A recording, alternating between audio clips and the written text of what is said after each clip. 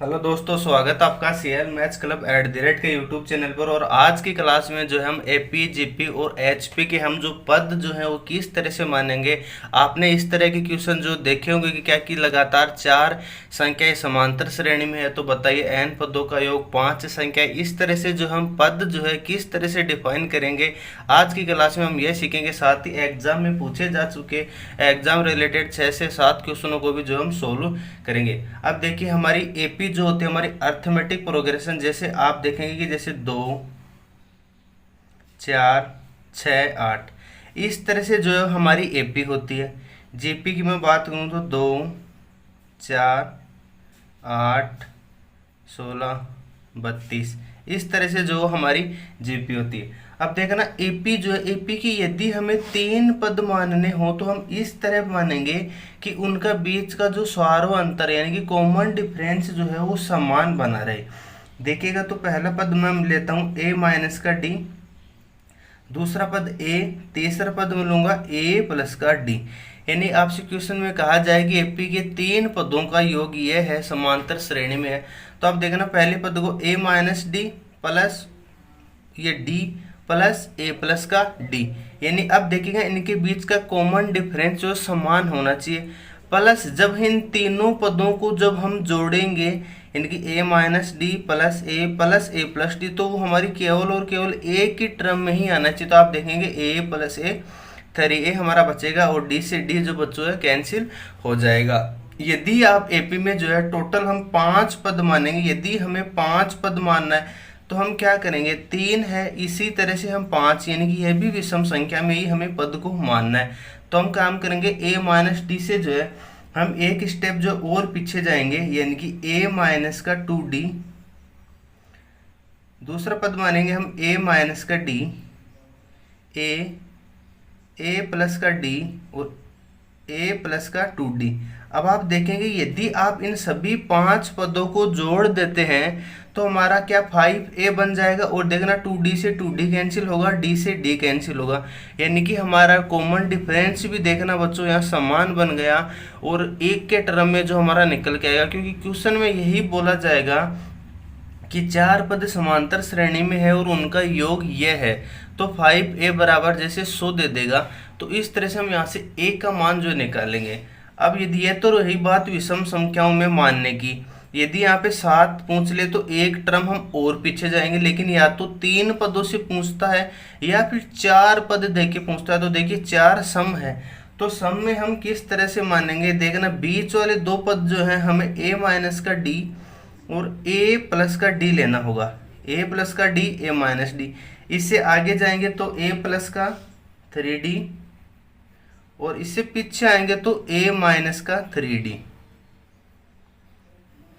देखना याद किस तरह से करना है, बस आपको यह ध्यान रखना है कि जब सम में पद मानना हो ना तो 4, तो इस 4 से जो हमें एक कम करके लिख देना है, यानी कि a माइनस का 3d मानेंगे, दूसरा पद a माइनस d, अगला पद यानी कि तीसरा पद a प्लस का d, चौथा पद a प्लस का 3d। इस तरह से जो है हम अभी क्वेश्चन भी करेंगे, तब आपको जो है ये चीज़ें और समझ में आ जाएंगी। यदि आपको वीडियो पसंद आ रहा है तो लाइक कीजिए, साथ ही चैनल को सब्सक्राइब अवश्य कीजिए। आप देखते ये तो हमारी एपी की बात हो गई। यदि आपसे जो है जीपी में पूछा जाए क्या कि ज्योमेट्रिक प्रोग्रेशन यानी कि जो गुणोत्तर श्रेणी है उसमें यदि पद मानने की बात हो, हालांकि इससे जो एग्जाम में कभी कभार जो क्वेश्चन बनते हैं, जैसे कि आपसे पूछे कि बताइए ऐसे 3 पद बताइए। और वैसे भी आप देखेंगे कि ज्योमेट्रिक प्रोग्रेशन जो होती है वो किस तरह से होती है हमारी, A R square A R cube, और यहाँ पे आर क्या होता है, सारो अनुपात। ऊपर वाली किस तरह से दौड़ रही थी, ए प्लस का डी, ए प्लस का 2d, और यहाँ पे d क्या था अपना कॉमन डिफरेंस, r है अपना सारो अंतर। तो देखना पहला पद हम मानेंगे इसमें क्या, a अपॉन में r, a और ए आर, ये हो गया हमारा 3 पद। अब जब हमें 5 पद मानने होंगे तो हम क्या करेंगे, इस r से एक टर्म पीछे और चल जाएंगे, यानी कि a अपॉन में आर स्क्वायर, a अपॉन में r, ए आर और ए आर स्क्वायर। अब आप देखना इन तीनों पदों को जब हम मल्टीप्लाई करेंगे a बटे आर इंटू ए इंटू ए, तो देखना आर से आर कटेगा और ए क्यूब हमारा बचेगा, यानी कि केवल और केवल ए की फॉर्म में जो हमारा बच जाना चाहिए। ये हो गया हमारा 5 पद। लेकिन एग्जाम में या तो 3 पद से रिलेटेड क्वेश्चन बनाता है या फिर वो 4 पद से रिलेटेड। तो देखना 4 पद हम क्या मानेंगे, देखना पद मानने हैं हमें 4।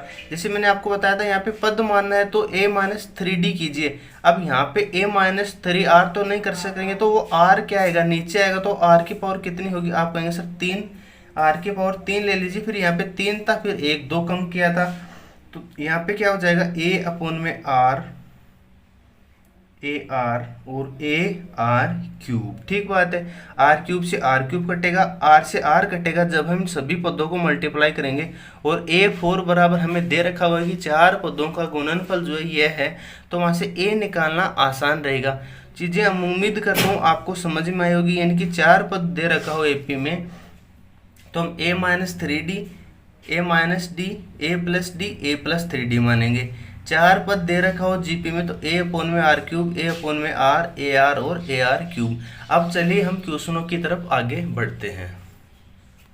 देखिए पहला क्वेश्चन आपकी स्क्रीन पे इस तरह से क्या कि 3 अंकीय संख्या समांतर श्रेणी में है जिनका योग 30 है और गुणनफल 910। अभी मैंने आपको बताया ये 3 अंकीय संख्या नहीं है, 3 अंक गणितीय संख्या है, यानी कि वो 2 डिजिट 3 ऐसी संख्याएं हैं जो अंक गणितीय संख्या, यानी जैसे 17 हो, फिर 30 22 इस तरह कोई भी है, लेकिन वो क्या है अर्थमेटिक प्रोग्रेशन, यानी कि समांतर श्रेणी में है। तो 3 पद मैंने आपको बताया था समांतर श्रेणी में हम क्या मानते हैं, a-d, दूसरा पद फिर a और a+d, यही तो हम मानते हैं। ये बोलते 3 अंक गणितीय संख्या समांतर श्रेणी में जिनका योग 30 है, तो आप देखेंगे कि पहली संख्या a-d, दूसरी संख्या a और तीसरी संख्या a+d, इनका योग जो है वो क्या है 30 है। तो आप देखेंगे बच्चों d से d हमारा कैंसिल हो गया, 3a बराबर हमारा क्या बनेगा 30, यानी कि यहाँ से जो a निकल के आएगा वो निकल के आएगा अपना क्या 10, यानी कि प्रथम पद जो है वो हमारा 10 निकल के आएगा। यही तो मैंने आपको भी सिखाया था। अब दूसरी तरफ दे रखा है कि और गुणनफल, यानी कि उनका मल्टीप्लाई 910 है इन तीनों पदों का। तो देखना a-d मल्टीप्लाई a और मल्टीप्लाई a+d, इन तीनों का गुणनफल जो है वो दे रखा है हमें क्या 910। तो देखना a+d a-d क्या बनेगा अपना a² माइनस का d², और a की वैल्यू आ गई अपनी क्या 10 बराबर 910। 0 से 0 हम कैंसिल आउट करेंगे, a² माइनस d², तो a² मतलब 10, 10 का स्क्वायर मतलब 100 माइनस का d² बराबर 91। देखना बच्चों d² बराबर क्या हो जाएगा 100 माइनस 91, यानी कि 9, यानी कि d जो हमारा निकल के आएगा वो निकल के आएगा हमारा क्या प्लस माइनस का 3। d जो है वो हमारा प्लस माइनस 3 जो है वो यहाँ से निकल के आया। हमसे पूछा कि सबसे बड़ी संख्या ज्ञात करो, तो सबसे बड़ी संख्या यही ना होगी a+d, तो d बराबर जो है आप एक बार जो है +3 लीजिएगा और एक बार d बराबर जो है -3 लीजिएगा। तो a प्रथम पद 10 + का 3, एक तरफ 13 आएगा और एक तरफ 7 आएगा। तो बताइए सबसे बड़ी संख्या को होगी, आप कहेंगे सर 13, यानी कि सबसे बड़ी संख्या जो है वो हमारी 13 यहाँ पे आएगी। फिर 13 से 3 कम 10, 10 से 3 कम, उन सभी संख्याओं का योग 30 हो जाएगा और गुणनफल जो हमारा 910 हो जाएगा। इस तरह से हम निकालते हैं। चलिए अगला क्वेश्चन हम लेते हैं, क्वेश्चन नंबर 2। यह भी आपके एग्जाम में जो है पूछा जा चुका है। देखिए क्वेश्चन आपके पास इस तरह से क्या कि संख्या 50 को 4 भागों में इस प्रकार बांटा जाता है कि पद समांतर श्रेणी में है यदि उनके प्रथम व चौथे पद का गुणनफल दूसरे व तीसरे भाग से गुणनफल जो है उसका क्या दे रखा अपना अनुपात 2/3 है, तो दूसरा सबसे बड़ा भाग हमें ज्ञात करना है।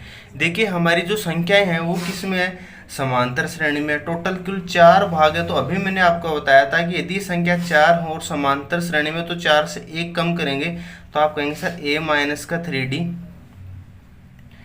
a-d a+d और a+2d a+3d, ये हमारे टोटल 4 पद हो जाएंगे यदि उनमें प्रथम व चौथे पद का गुणनफल, यानी कि प्रथम पद a-3d और चौथा पद यानी कि a प्लस का 3d का गुणनफल दूसरे व तीसरे यानी कि उनके गुणनफल का अनुपात जो है दूसरे और तीसरे यानी कि a प्लस का d a माइनस का d यानी कि a माइनस का d और a प्लस का d।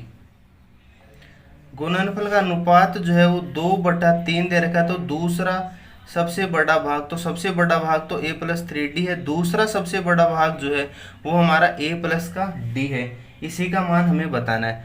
अब आप देखिए a प्लस का b a माइनस b यानी कि a स्क्वायर माइनस का b स्क्वायर यानी कि 9d स्क्वायर बटे क्या आएगा अपना a स्क्वायर माइनस का d स्क्वायर यानी कि 2/3।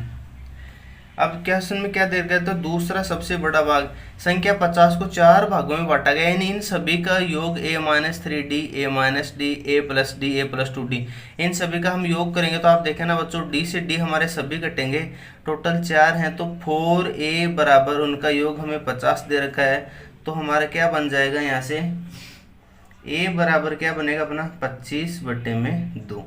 a बराबर जो हमारा 25/2 बन गया, तो एक की जगह हम 25/2 जो है वो यहाँ पे रखेंगे, तो 25/2 का स्क्वायर माइनस 3d का स्क्वायर बटे a स्क्वायर का मतलब वही 25/2, 25/2 का स्क्वायर माइनस का d का स्क्वायर बराबर क्या है अपना 2/3। अब आप देख पा रहे होंगे इसको a प्लस बी और a माइनस बी में हम जो है फिर से तोड़ेंगे, हमें a प्लस डी तक जो है पहुंचना है। तो आप देखना a प्लस का b a माइनस बी को हम करते हैं तो क्या बनेगा 25/2 माइनस का 3d और ये बन जाएगा अपना 25/2 प्लस का 3d। नीचे क्या बनेगा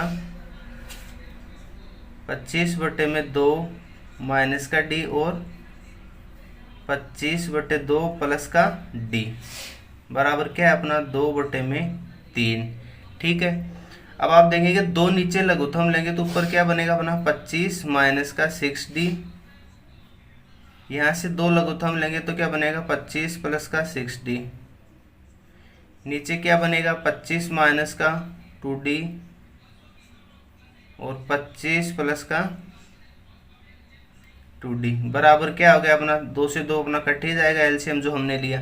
अब हम क्या करेंगे इन सभी को जो है मल्टीप्लाई करेंगे, जैसे हम मल्टीप्लाई करेंगे तो यहाँ से जो हमारा d, अभी एक ही तो वेरिएबल बचा है, d हमारा सिंगल ही वेरिएबल है, तो यहाँ से जो हमारा d जो है उसका मान हमारा निकल के आएगा, यानी कि यहाँ से आप कैलकुलेशन करेंगे तो d का मान जो निकलेगा। बाकी इसका कोई भी ऐसा शॉर्ट फॉर्म जो नहीं होगा जिससे कि आप d का मान सीधा निकाल पाएंगे, यानी कि ये हमारा d हो जाएगा।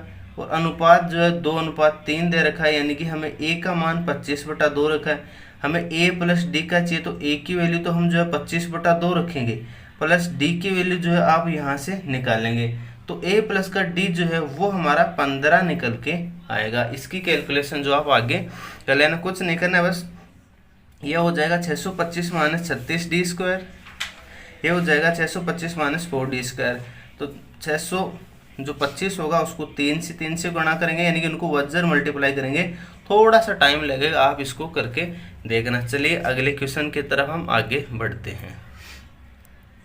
देखिएगा क्वेश्चन नंबर 3 है, निम्न आंकड़ों का हरात्मक माध्य ज्ञात करें। अब आप कहेंगे सर हरात्मक माध्य, समांतर माध्य, गुणोत्तर माध्य, यह जो मैं आपको अगले वीडियो में सिखाऊंगा, तो हम इस क्वेश्चन को जो अगले वीडियो में जो बहुत अच्छे से डिस्कस करेंगे। इससे अगला जो मेरा वीडियो आएगा वो हमारा समांतर माध्य, गुणोत्तर माध्य और हरात्मक माध्य से रिलेटेड होगा। आप ये क्वेश्चन देखिए, दो संख्या a तथा b का गुणोत्तर माध्य उनके समांतर माध्य से 20% कम है, तो उन संख्याओं का अनुपात ज्ञात कीजिए। CGL मेंस में जो हमारे क्वेश्चन आया हुआ है, तो यह भी जो हमारे अगले वीडियो में क्वेश्चन कवर होगा। अब देखिए हम क्वेश्चन नंबर 5 की तरफ आगे बढ़ते हैं। अगला वीडियो आप जरूर देखना, क्योंकि वो आपके रेलवे और SSC JD उनके दृष्टि से होगा, बहुत ही 20 से 22 मिनट का वीडियो होगा, जिसमें समांतर माध्य, गुणोत्तर माध्य, हरात्मक माध्य सभी चीज़ें हम डिस्कस करेंगे। देखिए ये क्वेश्चन भी AP से लिया गया है, जो आपके एग्जाम में पूछा जाता है। यदि दो असमान समांतर श्रेणियों के nवें पदों का योग का अनुपात n+1 है, तब उनके पांचवें पद का अनुपात क्या होगा।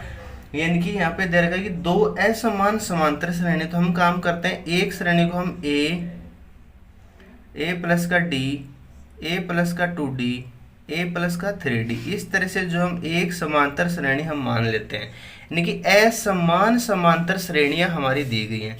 दूसरे को मैं ए कैपिटल में ले लेते हैं, ए प्लस का डी, ए प्लस का 2d, इस तरह से जो हम ले लेते हैं। क्वेश्चन में दे रखा है कि समांतर श्रेणियों के n वे पदों का योग, तो बताइए एस n पदों का योग क्या होता है। तो आप कहेंगे सर n बाई में 2 और 2a प्लस का n माइनस का 1d, ठीक बात है, बटे अब एस एन 2n पदों तक दे रखा है, n तक ही दे रखा है, लेकिन उनका अनुपात क्या दे रखा है, तो उसको n एस एन डेस हम ले लेते हैं। दूसरा n बाई में 2, n ही पद दे रखे हैं, इसका n बाई में 2, यहाँ पे क्या बन जाएगा 2a, प्रथम पद कैपिटल में ले रहे हैं हम क्योंकि दोनों अलग अलग हैं, प्लस n माइनस का 1d, ये बन गया। और इनका अनुपात हमें दे रखा है, वो दे रखा है n प्लस का 1।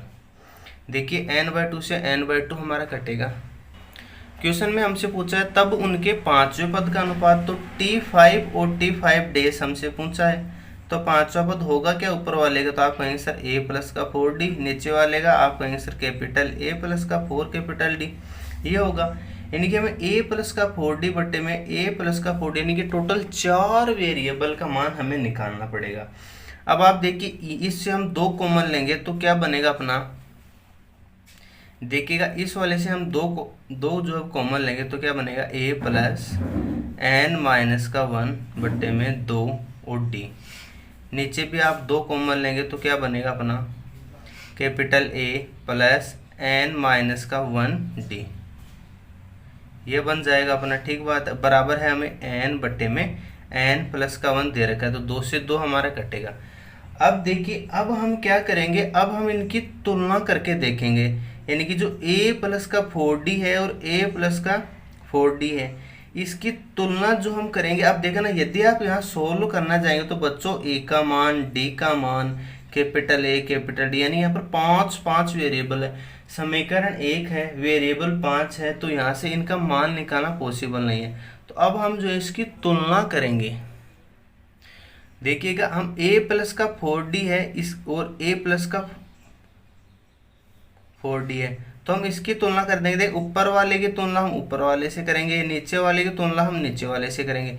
तो a प्लस का 4d, d का मल्टीपल क्या है, d का कोफिशिएंट आप कहेंगे 4, यहाँ d का कोफिशिएंट क्या है, आप कहेंगे सर n माइनस का 1 बट्टे में 2, ये d का कोफिशिएंट है, उधर d का कोफिशिएंट 4 है, तो n क्या निकल जाएगा n बराबर 9। और आपसे पूछा क्या है n का मान ही तो चाहिए, तो 9 बट्टे में 10, ये क्या है इनका अनुपात नहीं आ जाएगा, उनके पांचवें पद का अनुपात, तो आप कहेंगे 9 बटे 10। और उम्मीद करता हूँ ये चीज़ें आपको पसंद जो है आई होंगी और समझ में भी आई होंगी।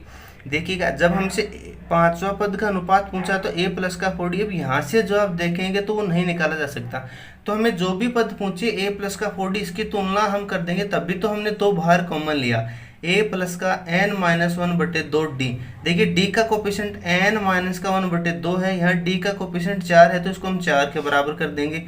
और यहाँ वाला 2 जो कहाँ जाएगा, यहाँ पे भी तो 2 आएगा, n माइनस का 1 बट्टे में 2 बराबर 4d, तो सेम ही तो आएगा, n बराबर 9 आ गया, तो हमें 9 बटे 10 ही तो चाहिए भाई। उनकी योग का अनुपात n बट्टे n प्लस 1 दे रखा है, तो 9 बट्टे में 10 यही तो होगा हमारे पांचवें पद का अनुपात, क्योंकि n की फॉर्म में हमें दे रखा है। उम्मीद करता हूँ आज का वीडियो आपको पसंद आया हो, वीडियो देखने और धन्यवाद, thank you so much for watching. अगले वीडियो में जो है हम समांतर गुणोत्तर माध्य, समांतर माध्य और हरात्मक माध्य से संबंधित सभी अच्छे क्वेश्चन जो एग्जाम में पूछे जा चुके हैं, आप स्क्रीन पे भी देख पा रहे होंगे, इन सभी क्वेश्चनों को करेंगे और वो वीडियो आपके लिए बहुत ज़्यादा इम्पोर्टेंट होगा।